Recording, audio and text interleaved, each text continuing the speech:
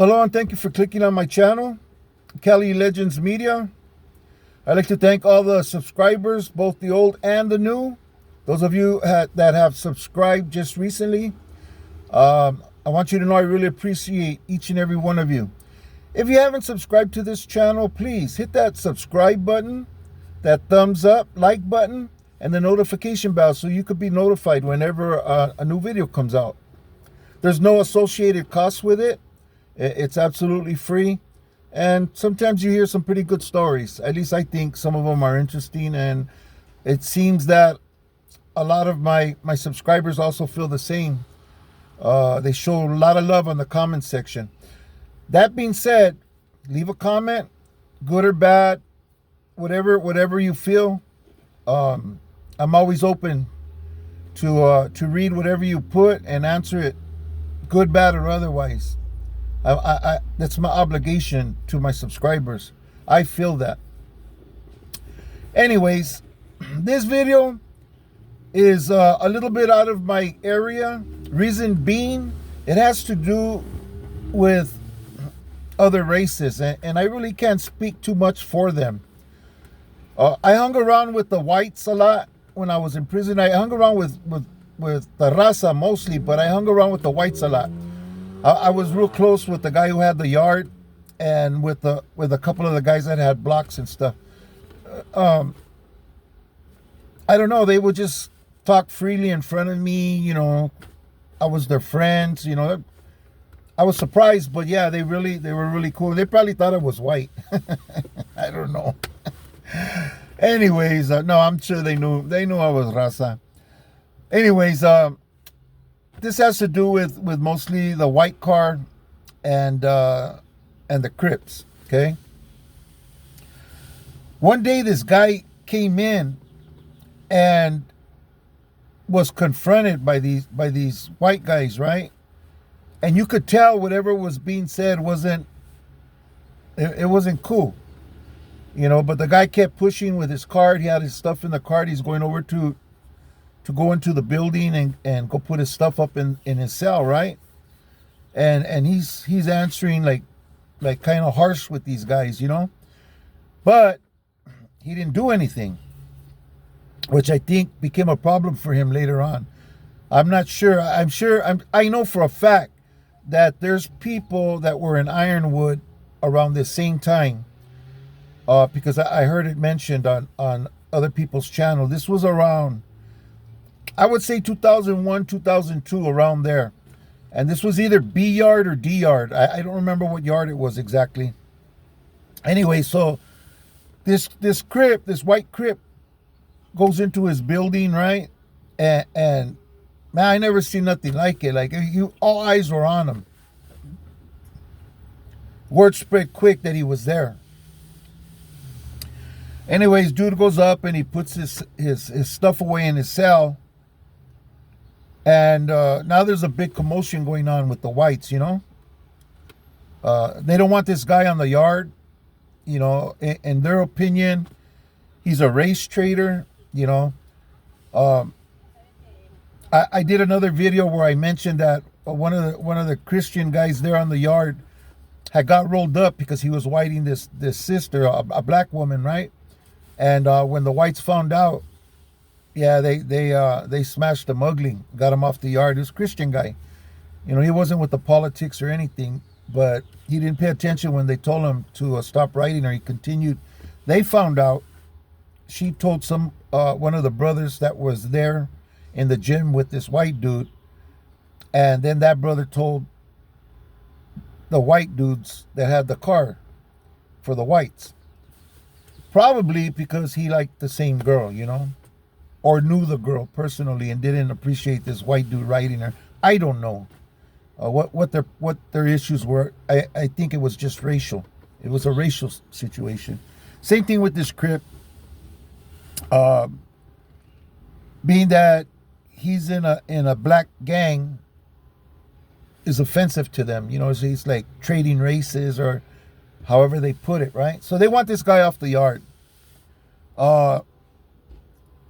They have a meeting with the Crips about it, and the Crips are kind of like not feeling too good about this dude, because Dude should have took flight, when those other white guys pushed up on him, and when they're asking him, hey, who you run with, this and that, and they didn't like what he said when he said, hey, I'm a Crip, and that was it. They started telling him things. He should have just took flight.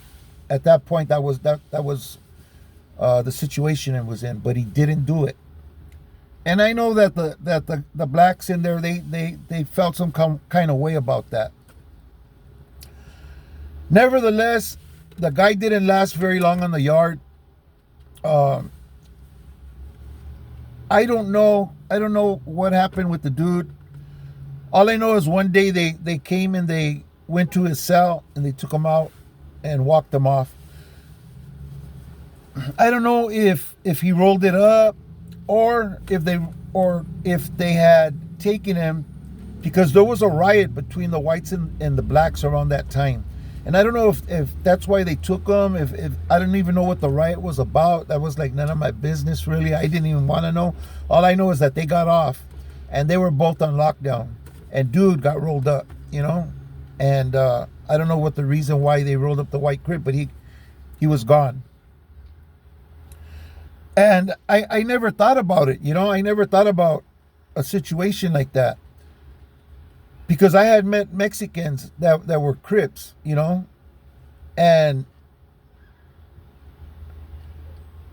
I don't know. I just don't know what would happen if a Mexican Crip was to roll up on the yard. I never been in that situation. I know it didn't go down good with the white ones, though. That's for sure.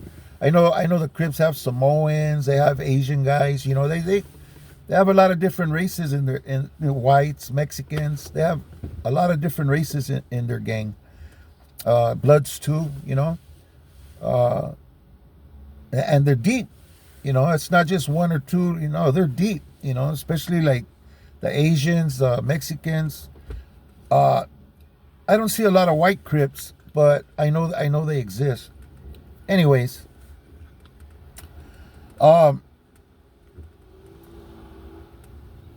they took it serious. When this guy rolled up to the yard, it was like it caused havoc. And I know that no matter where this guy goes, he's gonna cause problems. Whether the blacks embrace him and get his back from the gate or not, he's gonna cause tension, and it's gonna rock the boat no matter where he goes. Especially depending on who's on the yard. Who's running the yard for the blacks, who's running for the yard for the whites. And especially now that these organizations are out and about. Yeah, I haven't heard too many stories about what happens when white Crips are incarcerated. I seen a video by 16th Alive, and he has good videos. Anybody want to hear some good videos? Check out his channel. Anyways, he has a video out about white Crips, and he gives a more in-depth look by being able to tell you how the blacks feel about it. It's not my position to speak on that, but he gives a very good explanation on how they're dealt with, depending on how they act and how they carry themselves, and whether they're embraced or not. Obviously, if the Crips embrace one of them, there's going to be problems. That's just the way it is. But if they don't stand up for themselves, they're going to pretty much have to prove themselves before they get any love by the Crips. Anyways, I just know that this one guy, man, it was something else. I never expected it. When it went down, I was like, oh shit, like it was a lesson for me. It was a big lesson for me. And anyways, I wanted to share that for you, those of you who haven't seen it or been through it, just to give you a little bit of insight on how sometimes people are dealt with when they're from a different race. I know this one guy who was from a black gang and used to put in work against the Mexicans. When the Sureños found out, or when the Mexicans found out about it, he got removed from his position where he was at. You know, it's very serious because he was putting the hurt to Mexicans for a black gang. You know, and it was well known, it was documented, and the guy got the blues for it. You know, his career was over basically. So, you know, I guess it's on a case by case. I know that it rocks the boat though, most definitely. Anyways, this is my video, little something that I was thinking about. I had been thinking about doing this video for a while,